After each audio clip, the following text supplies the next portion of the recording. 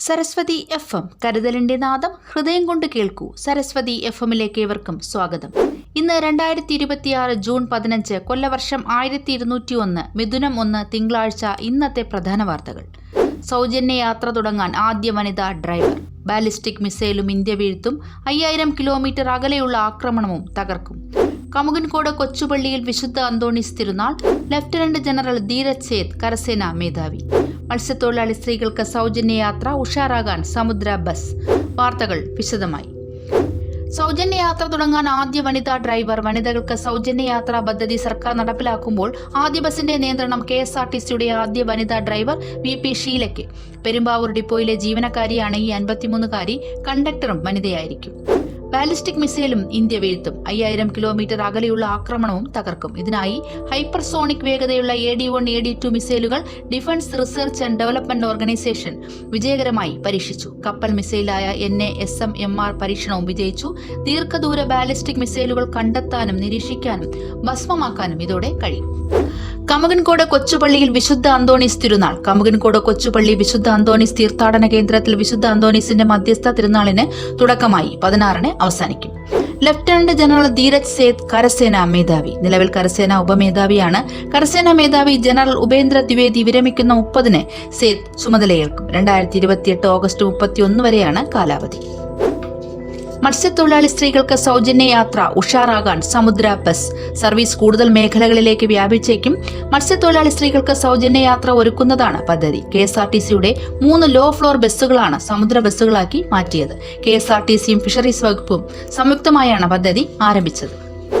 കൗതുക വാർത്തകൾ. അമേരിക്കയിൽ പന്തുരുളുമ്പോൾ ബ്രസീൽ സംഘം മീൻ തേടി കടലിൽ. മരിനാട് സ്വദേശിയും ബ്രസീലിന്റെ കടുത്ത ആരാധകനുമായ സുനിൽകുമാർ തന്റെ ഉടമസ്ഥതയിലുള്ള 4 വള്ളങ്ങൾക്കും ബ്രസീൽ എന്നാണ് പേരിട്ടിരിക്കുന്നത്. ലോകകപ്പിൽ പന്തുരുളുമ്പോൾ വിഴിഞ്ഞം തീരത്തെ ബ്രസീൽ സംഘം മീൻ തേടി ഉൾക്കടലിലേക്ക്. കായികം. ഹെയ്ദിക്ക് പുതിയ ജേഴ്സി. ഫിഫ ആവശ്യപ്പെട്ടത് പ്രകാരം പുതിയ ജേഴ്സിയുമായി ഹെയ്ദി. ആദ്യത്തെ ജേഴ്സിയിൽ ഉപയോഗിച്ചിരുന്ന ചിത്രങ്ങൾ രാഷ്ട്രീയ സന്ദേശവുമായി വ്യാഖ്യാനിക്കപ്പെടുമെന്ന് ചൂണ്ടിക്കാണിച്ചാണ് ഫിഫ വിലക്കിയത്. ഇനി ആരോഗ്യമുത്തുകളിൽ ഡോക്ടർ SK അജയ്കുമാർ.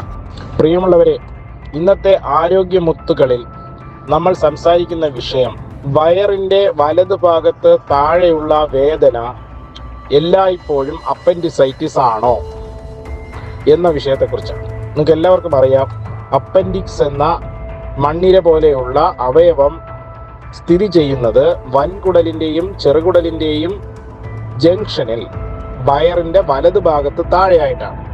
അവിടെ അപ്പൻഡിക്സിൽ ഇൻഫെക്ഷൻ വരുമ്പോൾ പൊക്കിളിലുള്ള വേദന അവിടേക്ക് മാറുകയും ആ വേദന അവിടെ തന്നെ നിൽക്കുകയും ചെയ്യും.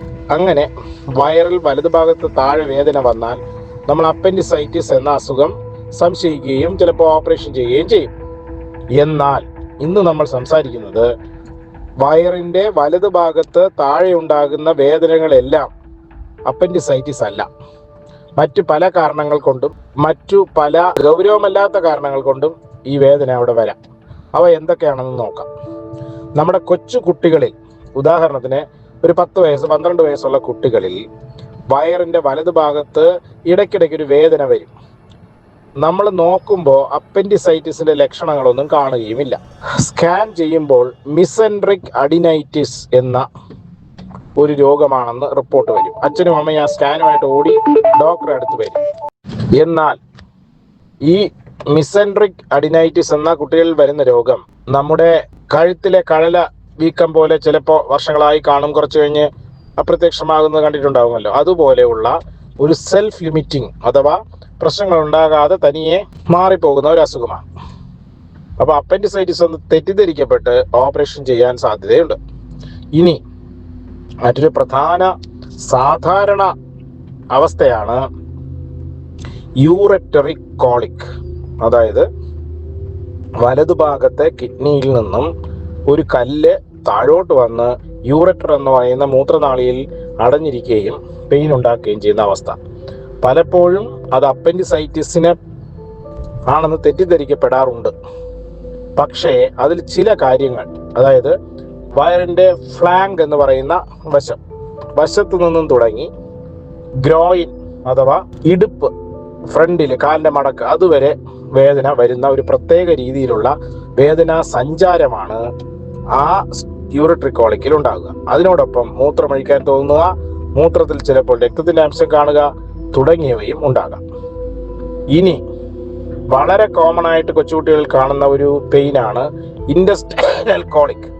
എന്തെങ്കിലും ദഹന കുറവോ ചെറിയ ആഹാരം കഴിച്ചുള്ള വ്യത്യാസമോ കൊണ്ട് താൽക്കാലികമായി ഒരു കോളിക് അഥവാ കൊളുത്തിപ്പിടിക്കുന്ന വേദന ചെറുകുടൽ സംബന്ധമായി വരികയും അത് തനിയെ മാറുകയും ചെയ്യും.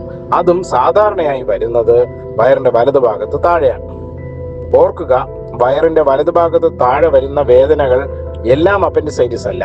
എന്നാൽ ആ വേദന വരികയും മാറാതെ നിൽക്കുകയും രോഗിക്ക് ഛർദിൽ, പനി, ആ ഭാഗം അനക്കാൻ വയ്യ എന്നൊക്കെ വരികയും ചെയ്താൽ അത് അപ്പൻഡിസൈറ്റിസ് ആയിരിക്കും. ഇത്രയും പറഞ്ഞുകൊണ്ട് നിർത്തുന്നു. അടുത്ത ഞായറാഴ്ച ഇതേ സമയം കാണുന്നതുവരെ നന്ദി, നമസ്കാരം. ഈ ആഴ്ചത്തെ പ്രധാന OP വിവരം. സർജൻ ഡോക്ടർ SK അജയ്കുമാർ തിങ്കൾ രാവിലെ 9 മുതൽ 12 വരെ, ബുധൻ വൈകിട്ട് 3:30 മുതൽ 5:30 വരെ, വ്യാഴം വൈകിട്ട് 5 മുതൽ 7 വരെ. Surgical gastroenterology doctor Avinash Krishnan തിങ്കൾ മുതൽ ശനി വരെ രാവിലെ 9 മുതൽ 1 വരെ, ഉച്ചകഴിഞ്ഞ് 2 മുതൽ 5 വരെ. എൻഡോക്രൈനോളജി ഡോക്ടർ കാർത്തിക് ചൊവ്വാഴ്ച വൈകിട്ട് 5 മുതൽ 6 വരെ. ഡെർമറ്റോളജി ഡോക്ടർ കിരൺ ഫ്രാൻസിസ് ചൊവ്വാഴ്ച വൈകിട്ട് 2 മുതൽ 3 വരെ. കൂടുതൽ വിവരങ്ങൾക്കും അപ്പോയിന്റ്മെന്റ്സിനും വിളിക്കൂ 9495472598 9072442098. സരസ്വതി FM കേൾക്കൂ, സമ്മാനം നേടൂ. ഇന്നത്തെ ചോദ്യം മിസെൻട്രിക് അഡിനൈറ്റിസ് എന്ന ബാക്ടീരിയൽ ഇൻഫെക്ഷൻ സാധാരണയായി ഉണ്ടാക്കുന്ന ബാക്ടീരിയയുടെ പേര്. ഉത്തരങ്ങൾ യൂട്യൂബിൽ കമന്റായി ഈ വരുന്ന ബുധനാഴ്ചയ്ക്ക് മുമ്പ് നൽകൂ. സമ്മാനം നറുക്കെടുപ്പിലൂടെ. പുതിയ വാർത്തകളും പുതുപുത്തൻ വിശേഷങ്ങളുമായി വീണ്ടും അടുത്തയാഴ്ച വരും വരെ നന്ദി, നമസ്കാരം. സരസ്വതി FM കരുതലിന്റെ നാദം ഹൃദയം കൊണ്ട് കേൾക്കൂ.